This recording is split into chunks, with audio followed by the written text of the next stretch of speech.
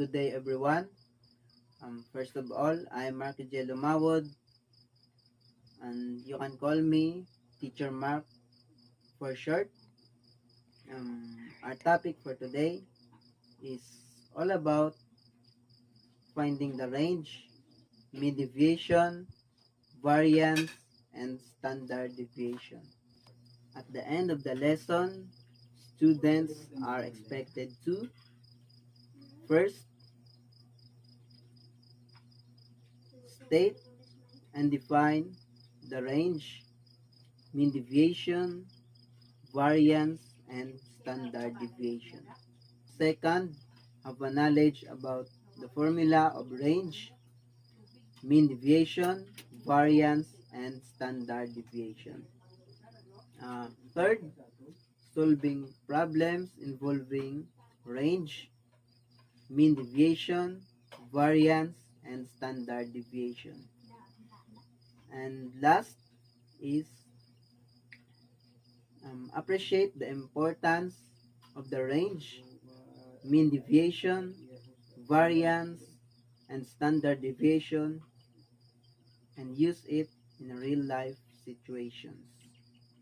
Before we proceed to our lesson, let us recall the previous topics that we discussed. What is statistics, which is related to our topic and discussion for today.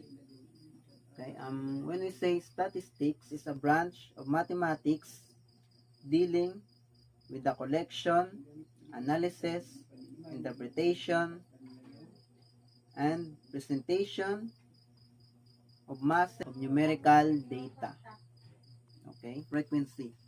Frequency is the fact or condition of occurring frequently. You already review or recall about the previous discussion.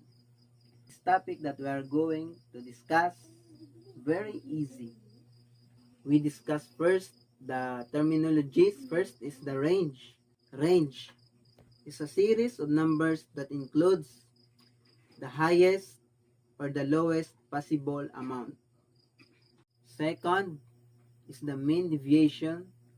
The mean deviation is the mean of the absolute values of the numerical differences between the number of a set as a statistical data and their mean or median. Third is the variance. The variance is the measure of variability.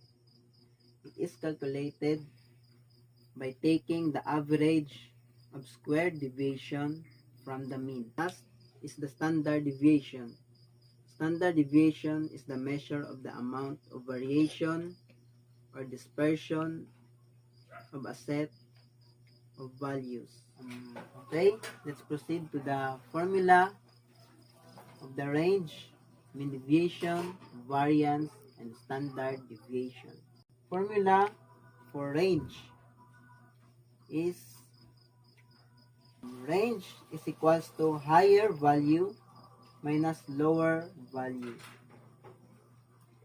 Okay, next is the formula for the mean deviation. Mean deviation is equals to summation of absolute value of x minus x bar, which is the mean, all over n. Okay, next is the formula for variance. Okay, as you can see, s squared is equals to summation of quantity of x minus x bar squared minus all over n minus 1. Okay, s squared na naganing suliton.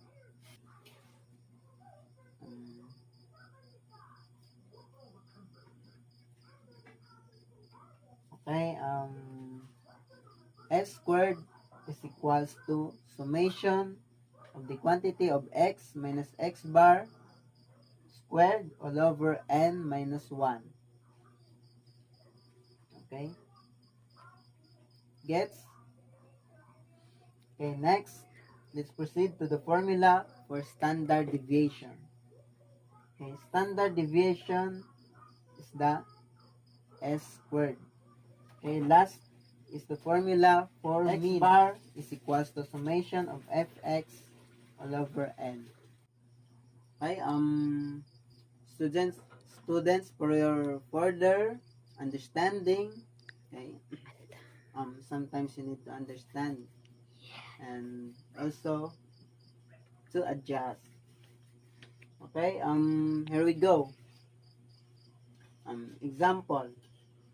Okay, compute the value of mean deviation, variance, and standard deviation. Okay, the table shows the cost of photocopying spent by 23 students. Okay, as the table is already given, I will discuss it. Okay, first is the cost, which is the cost of photocopying spent by 23 students. Okay, 1 to 5, 6 to 10, 11 to 15, 16 to 20. Okay, 1 to 5, their interval is 5, which is 1, 2, 3, 4, and 5.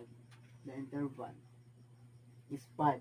Next is the number of students, which is our frequency, or the F. Okay? It is given, already given. Okay?